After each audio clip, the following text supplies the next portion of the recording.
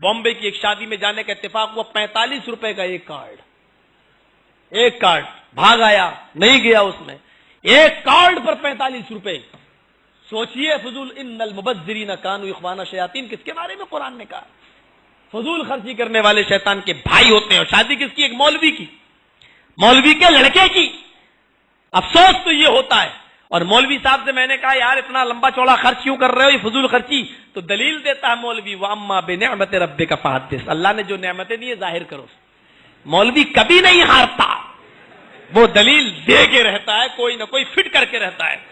कहते हैं कि एक मर्तबा एक शिकारी का जाल में कौवा और कबूतर दोनों फंस गए। शिकारी का जाल था, उसमें कौवा भी फंस गया, कबूतर भी फंस गया। कौवा भी रो रहा है, कबूतर भी रो रहा है। कबूतर रोते हुए कहता, कौवे चुप, मुझे परेशान करके रख दिया रो रो कर। तो कौवा कहता, तू भी तो रो रहा है। तो कबूतर बोला, मुझे तो रोना ही है, और मैं इसलिए रो रहा हूं क्योंकि मैं हलाल हूं।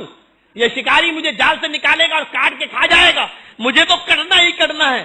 कौवे से कहा, तू क्यों रो रहा है, तू तो हराम है, तुझे थोड़ी कुछ करेगा, तुझे तो निकालेगा, उड़ा देगा, तेरा करेगा क्या? तेरी तो जिंदगी बच जाएगी, मेरी जिंदगी खतरे में। कौवा बोला, मैं तुमसे ज्यादा परेशान हूं। कहा क्यों? कहा ये जाल जाहिल का नहीं है, एक मौलवी का है। कौवे ने कहा, ये जाल एक मौलवी का है, एक मुफ्ती का है। तो कबूतर ने कहा, उससे क्या फर्क पड़ता है? कहा मुझे डर लग रहा है कि हलाल का फतवा देके मुझको भी काट के ना खा जाए। जब मुफ्तियों से और मौलवियों से कौवे और कबूतर तक परेशान होने लगे तो इंसानों का क्या होगा, हम लोगों का क्या होगा? एक कह रहा नीचे बांधो, एक कह रहा ऊपर बांधो। मुफ्ती साहब कहते हैं दोनों सही। एक मौलवी, एक इमाम कह रहा घोड़े का गोश्त मकरूह, अबू हनीफा रहमतुल्लाह अलैह, इमाम शाफी कह रहे हलाल। हदीस में हजरत आयशा फरमाती है कि अल्लाह के रसूल ने मेरे साथ बैठकर घोड़े का गोश्त खाया। गौर करो, अम्मा आयशा कह रही मेरे साथ खाया। हदीस, इमाम शाफी कह रहे हैं हलाल, अबू हनीफा कह रहे हैं मकरूह। मुफ्ती साहब से पूछो, चारों इमाम बरक है, एक कह रहा मकरूह, दूसरा कह रहा हलाल, मुफ्ती साहब कह रहे हैं दोनों सही। इमाम अबू हनीफा कह रहे हैं जो इमाम के पीछे सूरह फातिहा पढ़ेगा उसके मुंह में आग भरी जाएगी, आग, अंगारे। इमाम शाफी फरमा रहे हैं जो सूरह फातिहा नहीं पढ़ेगा उसकी नमाज ही नहीं होगी। एक इमाम कह रहा पढ़ोगे तो आग भरी जाएगी, दूसरा इमाम कह रहा नहीं पढ़ोगे तो नमाज नहीं होगी। मुफ्ती साहब कौन सही है? मुफ्ती साहब कहते दोनों सही। मैं कहता हूं इस मुफ्ती को सबसे पहले बरेली के पागल खाने में भर्ती करो, क्योंकि इसका दिमाग खराब है। अरे ये कैसे सही हो जाएगा? एक इमाम कह रहा आग भरी जाएगी, वो भी सही, दूसरा कह रहा नमाज नहीं पढ़ोगे तो नमाज ही नहीं, वो भी सही। एक कह रहा हलाल, एक कह रहा हराम, मुफ्ती साहब कह रहे दोनों सही। एक कह रहा रात, एक कह रहा दिन, मुफ्ती साहब कह रहे दोनों सही। मेरे भाइयों जरा गौर करो, इसका मतलब पागल मुफ्ती है, इसको पागल खाने में इसका इलाज कराओ। हम जैसे मौलवी हैं, कौवे और कबूतर तक परेशान है तो आवाम परेशान क्यों नहीं होगी? मेरे भाइयों, तंग आ चुकी है दुनिया, अब इनको आम लोगों की तरफ बुलाने की जरूरत नहीं है। इनको बुलाना है तो सुप्रीम कोर्ट की दावत दो, जनाब मोहम्मद रसूलुल्लाह सल्लल्लाहु अलैहि वसल्लम की। इसको बताओ, इसको निस्खे कीमिया चाहिए तो जनाब मोहम्मद रसूलुल्लाह का। हम नहीं कहते हैं कि हम 8 रकात तरावी पढ़ते हैं, हम गलत नहीं हो सकते। हो सकता है हम 8 पढ़ रहे हैं गलत हो सकता है 20 रकात तरावी पढ़ते हैं आप सही है। लेकिन इस झगड़े को हम इमामों की अदालत में नहीं ले जाएंगे, मुल्लाओं की अदालत में नहीं ले जाएंगे। 8 और 20 का झगड़ा सुप्रीम कोर्ट में चलो, जनाब मोहम्मद रसूलुल्लाह की अदालत में चलो। नबी ने जितनी पढ़ी है उसको तुम भी शुरू कर दो, हम भी शुरू कर दो, झगड़ा खत्म। बोली साहब बात तो सही है, जज अल्लाह ने अबू हनीफा को जज नहीं बनाया, अल्लाह ने इमाम शाफी को जज नहीं बनाया, अल्लाह ने इमाम मालिक को जज नहीं बनाया, अल्लाह ने इमाम अहमद इब्न हंबल को जज नहीं बनाया, अल्लाह ने आला हजरत को जज नहीं बनाया, अल्लाह ने सनाउल्लाह अमरसरी को जज नहीं बनाया। अल्लाह ने जज बनाया तो मोहम्मद रसूलुल्लाह को बनाया। फला व रब्बिका ला युमिनूना हत्ता युहक्किमूका फीमा शजरा बैनहुम। अपने सारे झगड़े मोहम्मद रसूलुल्लाह की अदालत में लेके जाओ, रसूल का जो फैसला हो जाए उसको तुम भी मान लो, हम भी मान लें। फला व रब्बिका ला युमिनून, तेरे रब की कसम ये मोमिन नहीं हो सकते जब तक कि आपको फैसला न मान ले, आपको जज न मान ले। जज अल्लाह ने बनाया, हमसे और आपसे गलती हो सकती है लेकिन अल्लाह के बनाए हुए जज से गलती नहीं हो सकती है।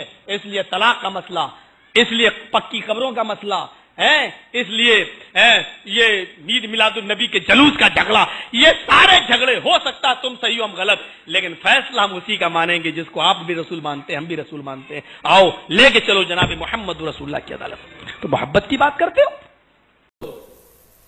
मैंने तो रामदेव बाबा से भी कहा था एक जलसे में, मैंने कहा वरुण तपस्या को पढ़ो क्या है ये। तुम सिर्फ बस एक्सरसाइज सिखलाते हो और आगे कुछ नहीं मालूम, नहीं ये बस ये कर लो, इसके अलावा तुम्हें और कुछ नहीं आता, कोई मंत्र अंतर तुम्हें नहीं मालूम है, तुम इसी काम के स्पेशलिस्ट हो।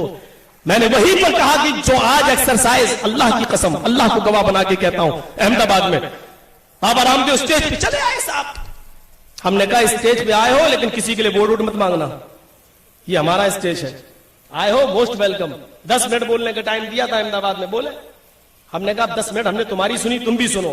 10 ही मिनट में मैंने 10 मंत्र पढ़ दिए, 10 मंत्र पढ़े, और मैंने कहा हमारे रामदेव बाबा जी आज तुम एक्सरसाइज सिखला रहे हो, अल्लाह के रसूल ने 1400 साल पहले पूरी एक्सरसाइज बताई थी, पूरी एक्सरसाइज। और हमने कहा कृष्ण जी भी 5 वक्त की नमाज पढ़ते थे बाबा साहब, योगी उज्जीत सततमात्मानम रहस्यस्थिता एकाकी चित्तात्मा निराशीर परिग्रह, पूरी नमाज मैंने बताई कृष्ण जी की, योगी पूरे शरीर की योग कर लो, पूरे शरीर की एक्सरसाइज, पूरे शरीर का योग होना चाहिए। हिंदू भाइयों में जब पूजा होती है पूरे शरीर का योग होता ही नहीं है, मैं दावे के साथ कहता हूं पूरे शरीर का योग कोई करता ही नहीं, हाथ जोड़े, बस गर्दन का योग हो रहा है, पूरे शरीर का योग नहीं हो रहा है, हाथ उठा लिया बस यही योग हो रहा है, इसके अलावा कोई हो ही नहीं रहा है। और अब तो ये भी नहीं होता है, मोटरसाइकिल पे कोई आदमी बैठा हुआ है, पीछे नई दुल्हन बैठी हुई है, भिख मंगनी गाड़ी पर बैठा हुआ है। भिख मंगनी गाड़ी समझते हैं? भिख मंगनी गाड़ी जो लड़की का बाप लड़के को जहेज में देता है, वो भिख मंगनी गाड़ी, उस पे बैठा है और गाड़ी चल रही है, सामने हनुमान जी की मूर्ति है, अब उठे हाथ जोड़े, उसमें 5-10 मिनट चले जाएंगे, पूरे मंत्र पढ़े तो 10 मिनट चले जाएंगे, तो इतना कौन फुर्सत है किसी के पास। आजकल ये आधुनिक दौर है, परमाणु बम का दौर है, क्रूज मिसाइल का दौर है, इस दौर में फुर्सत। लेकिन भगवान को नाराज भी नहीं होना चाहिए, 10 किलो की खोपड़ी हिला दी, हो गई पूजा। इन्होंने यहां हिलाई, मुसलमानों ने कहा हम छोटे बाप की औलाद थोड़ी है, नमाज पढ़ी 4 मिनट में, 5-10 मिनट में 17 रकातें पढ़ के निकल गए। अल्लाह सुभान रब्बिल अज़ीम, सुभान रब्बिल अज़ीम, अल्लाह कौवे की चोंचे मारी, भागे, हो गई इबादत। हम छोटे बाप की औलाद थोड़ी है, हम बड़े बाप के बेटे हैं, बड़े बाप के बेटे। इतनी जल्दी नमाज, ऐसी घसीटा मार नमाज, अल्लाह बचाए।